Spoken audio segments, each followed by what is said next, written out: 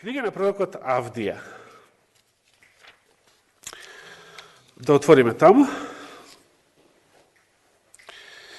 и ќе читаме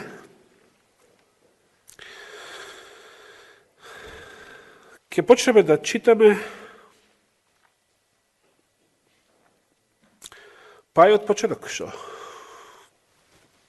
Не е страшно. Авдија пророкува вака. Вака му вели Господ Бог на Едом. Чувме гласот Господ, гласник е испратен меѓу народите. Станете да војуваме против него. Еве те направив најмал меѓу народите, многу си презрен. Гордоста на твоето срце те измами. Тебе, кој живееш во камени пештери, во својот висок дом, и му велиш на своето срце, кој е тој што ќе ме собори на земја? Кој го велел ова? Кој се фалел вака? Дека живее на високи гори, во камени пештери. До кого е упатено ова слово? Првиот стих вели до Едом. Кој бил Едом? Да. Само ова не е поен. Не е во рамките на библиски прашања. Благодарам. Едом. Кој бил наречен Едом? Исав.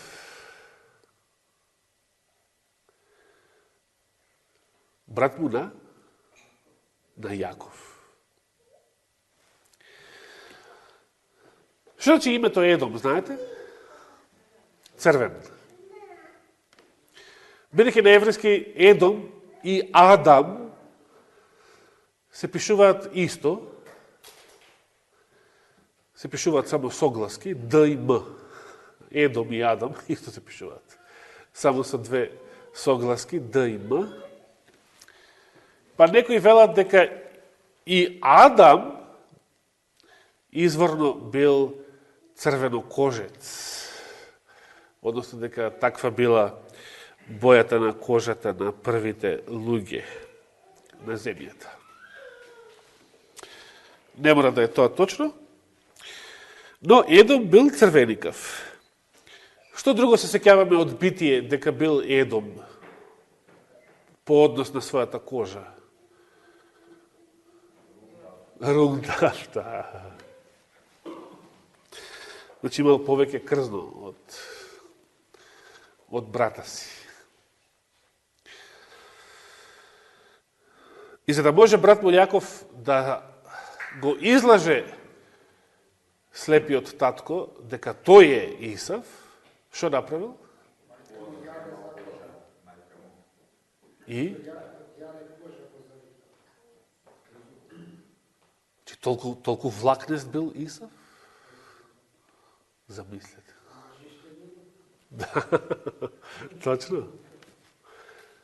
Какви што денес нема.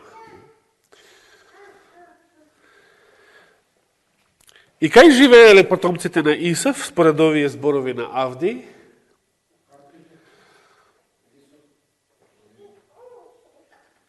Или во градот Петра? Дали бевте во Петра? А во Јордан не влеговте, само Израел и Египет, така.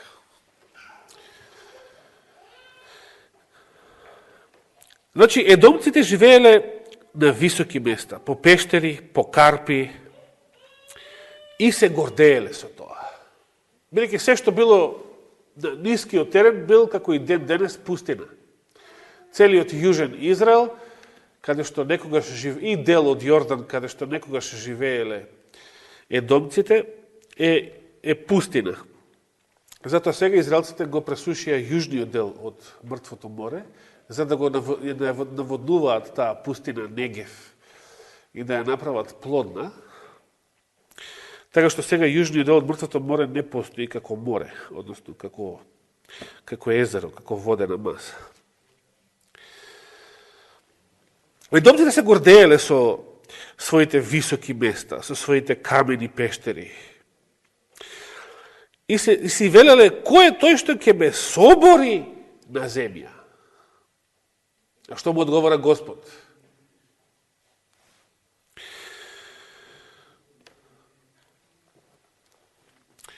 Господ му одговора и вели во 4 стих: и да се кренеш високо како орел и да направиш гнездо меѓу звездите,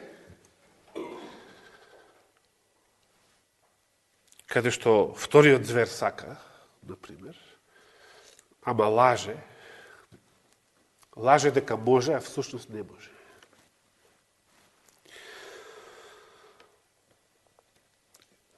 Знаете, деновиве НАСА призна дека, само индиректно призна, дека никогаш не била на месечината. Знаете како призна?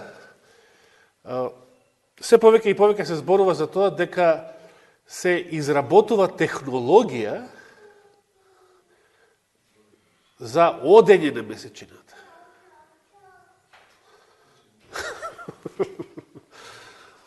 Значи, сега работат на технологија која што ќе им овозможи како да отидат до месечината.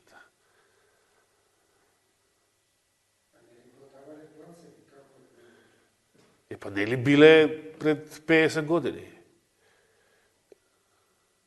Како тоа сега работат на технологија за одење на месечината? Меѓутоа Господ вели и на вистина да отидеш не на месечината, не на Марс, каде што исто така лажат дека ќе отидат, туку меѓу звездите да направиш гнездо. Замислете, кога некоја држава од овој свет тоа би успеала да отиде до некоја друга звезда и таму да си направи колонија, да. Само знаете колку треба се патува до таму.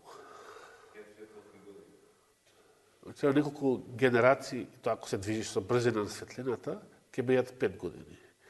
А бидејќи не може да се движат со таа брзина, некои пресметки велат дека може би за 200-300 години. Со најголема можна брзина, може би до 80 години. И така натаму. Но висте, колку возгордеен би бил некој што на вистина би можел таму да свие гнездо. Колку па тој бил возгордеен. Кога на вистина би можел таму да отиде. И да се кренеш високо како орел, тоа се разбира, луѓето го направиле и многу повеќе од тоа. До ден денес. Но еве нешто што е се уште надвор од човечките можности.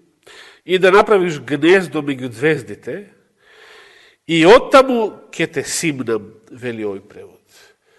Оттаму ќе те урнам, оттаму ќе те соборам, вели Господ. Каде?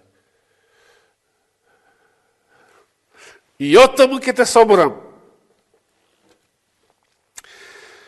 Кратци кога би дошле кај тебе или ноќни разбойници, зар не би украле онолку колку што сакаат? Берачи на грози, ако би те нападнале, зар би оставиле нешто за доберување? Како беше пребран Исав и како му ги пребраа сите негови сокриени работи? До граница те избрка, сите твои сојузници те измамија и оние што јадат со тебе стапица ти поставија, тоа не може да се разбере. Во оној ден, вели Господ, ќе ги погубам мудрите во земјата Едомска и разумните во гората Исавова. И јунаците твои ќе се уплашат, Темане, тоа е местото Теман. за да се истребат сите од гората Исавова. Поради што сето ова? Поради што сите овие казни? Ова во историјата се исполнило.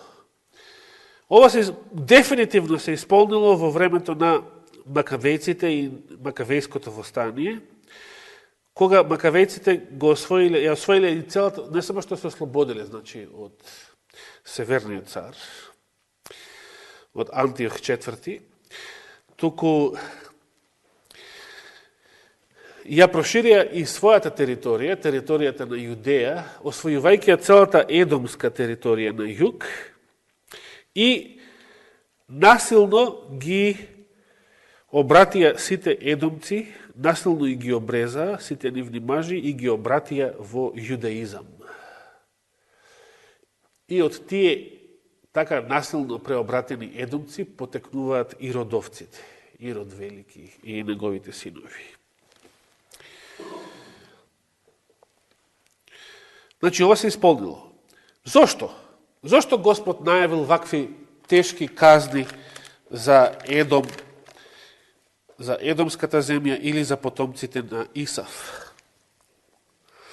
Од 10 стих па надолу продолжува и вели: поради насилството и заради убиството што му го направи на твојот брат Јаков, со срам ќе бидеш покриен и ќе бидеш отфрлен за секогаш. Во оној ден кога ти стоеше настрана, во оној ден кога тугинци му го изнесуваа богатството, кога тугинци влегуваа низ ратата негова и фрлаа ждрепка за Ерусалим, беше и ти како еден од нив. Не радувај се на несрекниот ден на твојот брат, ниту на пропаста на синовите јудини, а уште помалку да ја отвораш устата своја во денот на нивните страдања. Не провалувај низ ратата на мојот народ во денот на неговата неволја, не насладувај се на нивното зло во денот на нивната погибел и не земај од имотот нивни во денот на нивната пропаст. И не стои на нивните крстопати за да ги убиваш оние што бегаат, ниту да ги предаваш оние што преживеале во денот на нивната неволја. Значи, ова го правеле едомците. Едомците едноставно гледале како да му наштетат на Израел. Иако Јаков се смирил со својот брат Исав, нивните потомци, потомците на едниот и на другиот биле непријатели во сите наредни векови. Дори во времето на Мојсей, кога израелците биле на пат за ветераната земја, било побарано од Едом да ги пушти да поминат по негова територија за да влезат во хананската земја. Дали Едом ги пуштил? Не. На што представува или кого во последното време, кого се ги представува Едом во последното време? Ако Јаков ги представува Божиот остаток, оние што ќе поминат низ Јакововите маки, низ Јакововите неволи, зашто малку зборувавме мијатата сабота, пред Светата вечера. Кого ги представува Исав, односно едомците, како негови потомци? Отпаднатите адвентисти. Отпаднатите христијани, општо. Сите христијани кои што ќе го примат живот на зверот и кои што ќе сакаат и тие да учествуваат во прогонувањето на верниот остаток. Ајде видиме што вели Господ понатаму. Сега, ова до сега што го читавме, првите 14 стиха, се однесуваат на древната историја на едомците, но сега од 15 глава надаму се вели следново, нешто што има врска со последното време. 15 стих. Зашто денот Господов за сите народи е близу. Како си правел, така ќе ти се прави. Од платата ќе падне на твојата глава. Зашто, како што пиевте на мојата света гора, вие, така ќе пијат сите народи, ќе пијат без див и до крај, и ќе бидат како никогаш да не биле. Одиме понатаму. Но на гората Сион ќе бидат спасени и ќе биде света, и домот на Јаков ќе го добие своето наследство. Кои се овие? Остатокот? 144 елјади? За нив се вели дека потекнуваат од 12 племиња Израелови, така? Во Откровението 7 глава. Тоа се тие. Тоа е домот Јаковов. Тоа е гората Сион.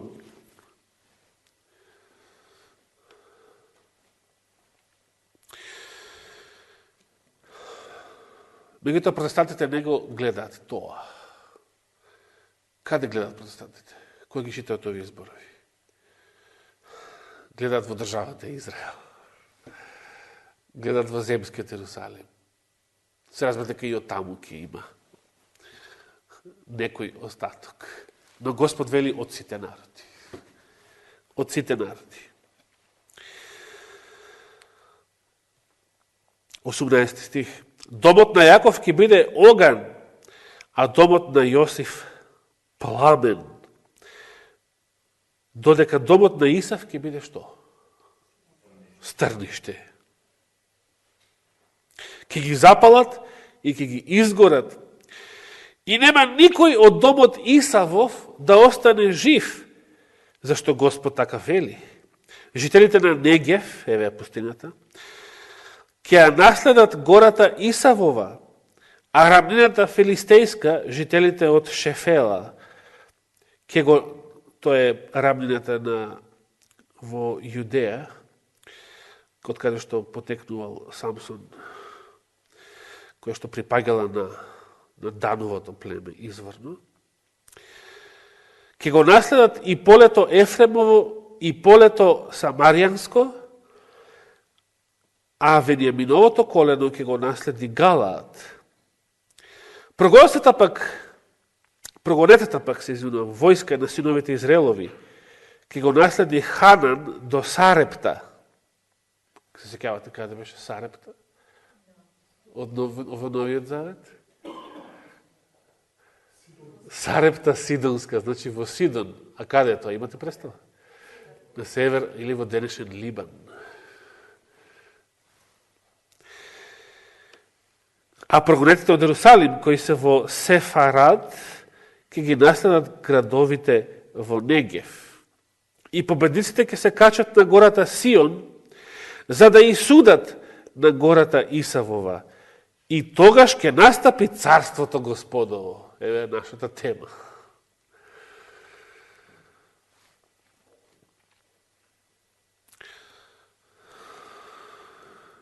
Интересно. Имаат овие настани врска со случувањата во денешната држава Израел?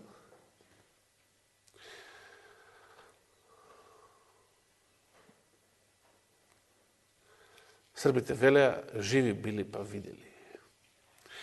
Не е тоа битното. Географијата не е битна.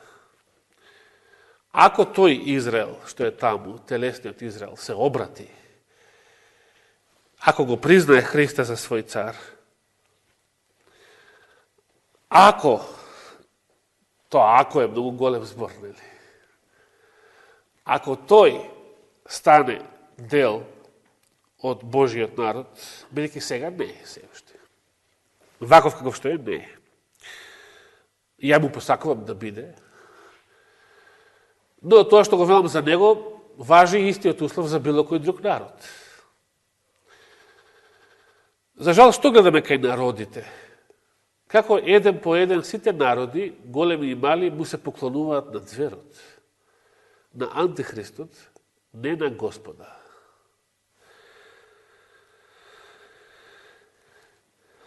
Тоа за дека сите тие влегуваат во таборот на поразената страна или во Исавовата гора. Едомската гора. Сите се тие едомци. Еден куп едомци во денешното христијанство. Еден куп едомци во денешниот адвентизам.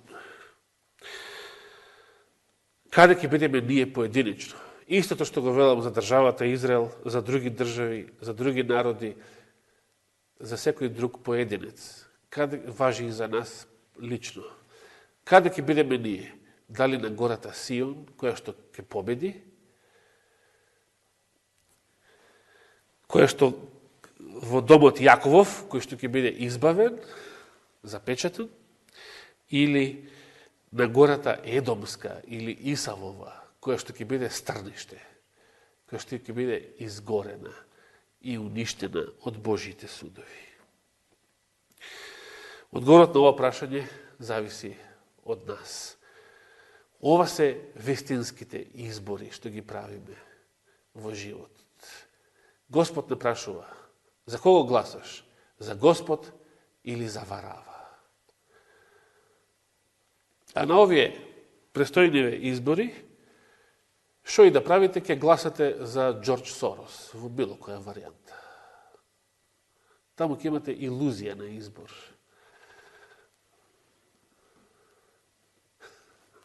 Парем ја така мислам. Но имаме еден вистински избор, што можеме да го направиме секој ден, не еднаш во 4 или 5 години, и секој ден треба да го правиме тој избор, само за тој ден. Дали сме на Господова страна или сме на страната на неговите непријатели. Нека му е фала и слава вечно. Амин.